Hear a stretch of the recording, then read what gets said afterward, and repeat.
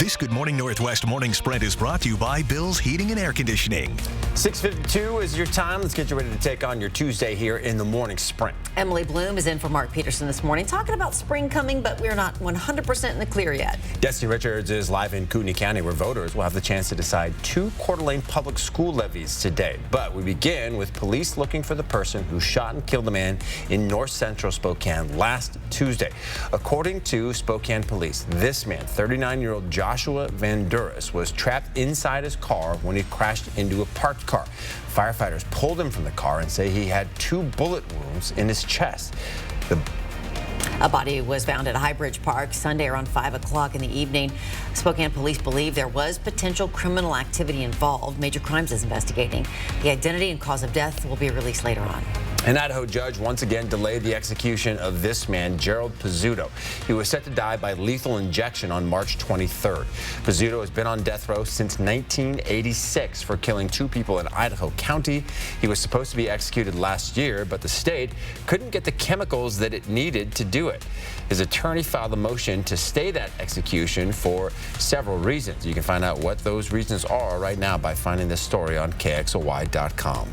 A Moses Lake woman is facing 2nd and 3rd degree child rape charges. She is accused of having sex with a minor multiple times over the course of a year and a half. According to court documents, those sex crimes began when the victim was 13 years old. Those same documents say that the suspect, who is now in her early 20s, was best friends with the child's older sister. The sister told police that one night she caught the woman under a blanket with her underage brother, and that was when she began to know something was wrong. The woman, Andrea Campos Hernandez, is facing 2nd degree child rape, 3rd degree child rape, and possession of depictions of a minor engaged in sexually explicit conduct charges. And cooler temperatures today than what we had yesterday. And along with that, plenty of morning sunshine. We're going to have increasing cloud cover throughout the day and then a slight chance of snow and rain in the overnight hours tonight. We've got a warming trend coming up this week as well.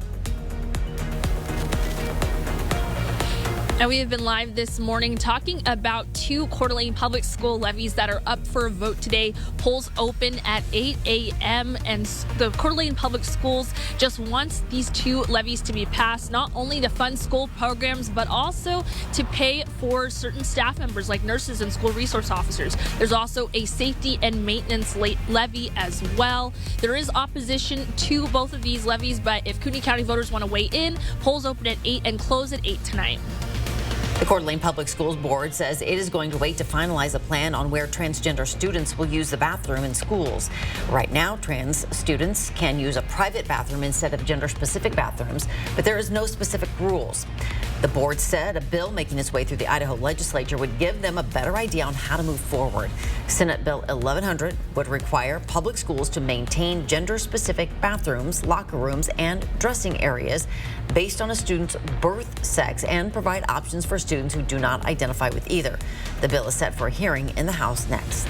Frustration is brewing over access to clean tap water in some Cheney homes. For decades, some people in the West Cheney neighborhood have been using their water filters to deal with dirty water. Cheney Public Works Director says, unlike other cities, Cheney's water is from 8 deep groundwater wells located throughout the city.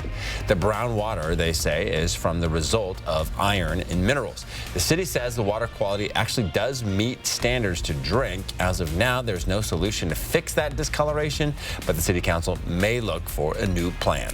The Spokane City Council passed an ordinance that would increase the cost to develop new properties in Lake Top Valley. The ordinance allows the city to charge developers for new connections to water and wastewater systems, specifically more in higher elevated areas. There was originally a building moratorium set in place in the fall of 2022. City Council will revisit the ordinance in 2 weeks to talk about adjustments that can be made to mitigate financial impacts in the area.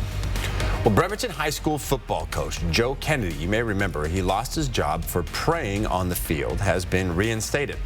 Last June, the U.S. Supreme Court ruled the school district violated Kennedy's rights by firing him after he prayed on the 50-yard line, sometimes with students joining him in ruling that he must be reinstated. The school district says Kennedy has been given his job back as an assistant football coach at the school for the coming season. In the wake of the collapse of the Silicon Valley Bank and Signature Bank, economists are now looking to the Federal Reserve and what it might do next with interest rates. Some are suggesting this may push the Fed to rethink its plan of interest rate hikes to fight inflation. Its next meeting is next week. All right, our sports team of Julian Minensone and Alex Crescenti is getting ready to head to Denver as Gonzaga begins its fast break to Houston. And we want to remind you to download the KXLY Plus app. We'll be uploading exclusive content like behind-the-scenes video and news conferences on the Zags. You're going to want to have it handy for sure. All right, we'll have a final check of the weather with Emily Bloom right after this.